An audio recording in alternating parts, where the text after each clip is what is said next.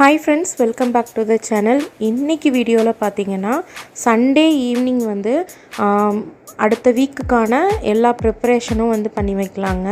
So அதுக்காக நான் என்னென்ன பண்ணுறேன் அப்படின்றது தான் இந்த வீடியோவில் சொல்லியிருக்கேன். மெயினாக பார்த்தீங்கன்னா இட்லிக்கு வந்து ஊற வச்சு அரைச்சி அதை இட்லி அவிச்சு காட்டுறேன். ப்ளஸ் வந்து ராகி மாவு இதுதான் வந்து சொல்ல போகிறேன் இந்த வீடியோவில். ஸோ 1 டம்ளர் நான் வந்து உளுந்து எடுத்துருக்கிறேன். அதுக்கு வந்து 4 டம்ளர் அளவுக்கு இட்லி அரிசிங்க. ஸோ அதை வந்துட்டு நம்ம வாஷ் பண்ணி எடுத்துக்கணும். ப்ளஸ் வந்துட்டு நான் ராகிக்கும் வந்து சேர்த்தே ஆட்டிடுவேன். ஏன்னா கிரைண்டர் நம்ம டெய்லி எடுத்து வைக்க மாட்டோம் இல்லையா, அதனால் ஒரே டைமாக ஆட்டி வச்சிட்டோன்னா கரெக்டாக இருக்கும். 1 டம்ளர் ராகி, முழு ராகி இருக்கு இல்லையா, அது போட்டிருக்கேன். 1 டம்ளர் இட்லி ரைஸ் போட்டிருக்கேன். அதுக்கு 1/2 டம்ளர் வந்து உளுந்து. இந்த அளவு கரெக்டாக இருக்கும். ஸோ இது வந்து ரேஷியோ வந்து கரெக்டாக பார்த்து போடுங்க. அதாவது 4ல் 1 பங்கு நார்மல் இட்லி தோசையை வந்து இது பண்ணியிருக்கேன். ஸோ அதனால் இதில் வந்து 2 டம்ளர் அரிசினா 1/2 டம்ளர் உளுந்து போட்டிருக்கேன். அதில் 4 டம்ளர் அரிசிக்கு 1 டம்ளர் உளுந்து போட்டிருக்கேன். ஸோ இதுதான் கரெக்டான அளவு. உளுந்து அப்புறம் அரிசி எல்லாமே தனித்தனியாக வந்து வாஷ் பண்ணிக்குவேன். நான் வந்து உளுந்தும் ரைஸையும் வந்து ஒன்றா ஊற வைக்க மாட்டேன். தனித்தனியாக ஊற வச்சாதான் நமக்கு இட்லி நல்லா வரும். ஸோ ஒன்றா ஊற வச்சோன்னா தோசை நல்லா வரும். பட் வந்துட்டு தனித்தனியாக ஊற வச்சு அரைச்சோன்னா இட்லி ஃபஸ்ட்டு நல்லா ஊற்றிக்கலாம். அதுக்கப்புறமா லாஸ்ட் மாவு வந்து நம்ம தோசை ஊற்றிக்கலாம். ஸோ ராகி வந்து இட்லிக்கு நான் மாவாட்டலை, ஸோ தோசைக்கு தான் ஆட்டியிருக்கிறேன். ஏன்னா ராகி இட்லி வந்து பசங்க நல்லா தான் சாப்பிட்றாங்க. பட் இந்த டைம் வந்து கொஞ்சம் லைட்டாக வந்து தண்ணி ஆகிடுச்சு. ஸோ அதனால் தோசை ஊற்றுற மாதிரி ஆகிடுச்சு. கரெக்டான கன்சிஸ்டன்சி நம்ம வந்து கொஞ்சம் கெட்டியாகவே எடுத்துட்டோம் அப்படின்னா இட்லி ஊற்றிருக்கலாம். ஸோ ரெண்டையுமே வாஷ் பண்ணிவிட்டு ஒரு 2 டைம் வாஷ் பண்ணிவிட்டு தண்ணி ஊற்றி ஊற வச்சிடலாம். ராகிக்கு பார்த்திங்கன்னா கொஞ்சம் நல்லா களைஞ்சிட்டு அப்படியே நம்ம கொஞ்சம் அப்படி ஊற்றினோன்னா அந்த மேலே இருக்க டஸ்ட்டெல்லாம் வந்து வந்துடும். ஸோ ஒரு 3 டைம் 4 டைம் இதே மாதிரி தண்ணி விட்டுட்டு நல்லா கலந்து விட்டுட்டு அப்படியே ஊற்றினோம் அப்படின்னா அந்த மேலே இருக்க டஸ்ட்டெல்லாம் வந்து மேலேயே சுற்றிட்டுருக்கும். ஸோ அது அப்படியே வந்து வெளியே வந்துடும் அந்த தண்ணி வழியாக. இந்த மாதிரி வாஷ் பண்ணிவிட்டு நம்ம வந்து எவ்வளோ தண்ணி வேணுமோ, அதாவது நம்ம நார்மல் வாட்டர் வந்து அரைக்கிறதுக்கு யூஸ் பண்ணுவோம் இல்லையா, அந்த வாட்டர் ஊற்றியே நம்ம வந்து ஊற வச்சிடலாம். ஸோ இது வந்து பார்த்திங்கன்னா சண்டே நைட்டு நான் வந்து ஊற வைக்கிறேன்.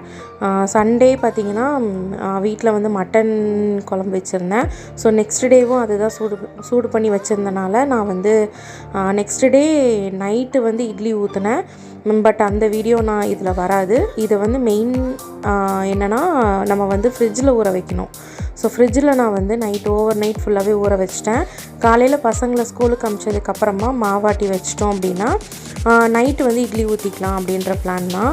ஃபஸ்ட்டு கிரைண்டரை வந்து கழுவிட்டு கொஞ்சம் தண்ணி ஊற்றி ஓட விட்டுட்டு அதுக்கப்புறம் தான் நான் வந்து உளுந்து போட்டேன். உளுந்து போட்டுட்டு கொஞ்சமாக தண்ணி விட்டுட்டு அதுக்கப்புறம் நம்ம வந்து கொஞ்சம் நேரம் மூடி வச்சிடலாம். உளுந்து அரைப்படுறதுக்கு பார்த்திங்கன்னா ஒரு 1/2 அன் ஹவர் ஆகும். ஸோ அப்பப்போ வந்து தண்ணி லைட்டாக தெளித்து விடணும்.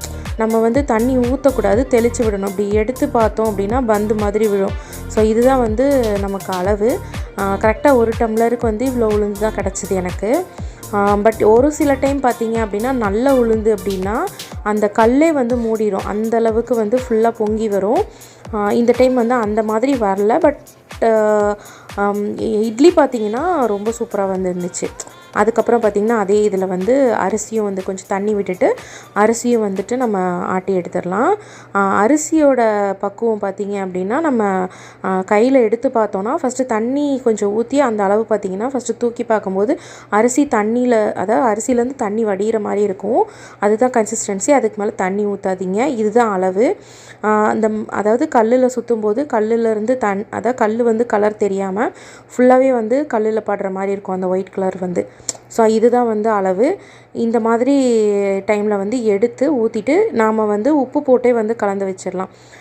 ஸோ தூளுப்பு வந்து நான் எடுத்து வச்சுருக்கிறேன். ஸோ அதையும் வந்து போட்டுட்டு நம்ம கலந்து வச்சுட்டு ஒரு 1/2 அன் ஹவர் டு ஒரு 1 ஹவர் வந்து நான் வெயிலில் வச்சுட்டேன். ஸோ அன்றைக்கி வெயில் கொஞ்சம் நல்லாவே இருந்துச்சு. அதனால் ஒரு 1 ஹவர் கிட்ட வச்சுட்டேன். ஏன்னா நைட்டே நம்ம இட்லி ஊற்ற போகிறதுனால சப்போஸ் வந்து புளிக்கலை அப்படின்னா நல்லா இருக்காது. அதனால் ஒரு 1 ஹவர் மட்டும் வச்சுட்டு சும்மா வாசல் பக்கத்துலேயே வந்து கொஞ்சம் வெயில் அடிச்சுது. ஸோ அந்த இடத்துல வச்சுட்டு நைட்டு வந்து இட்லி ஊற்றிட்டேன்.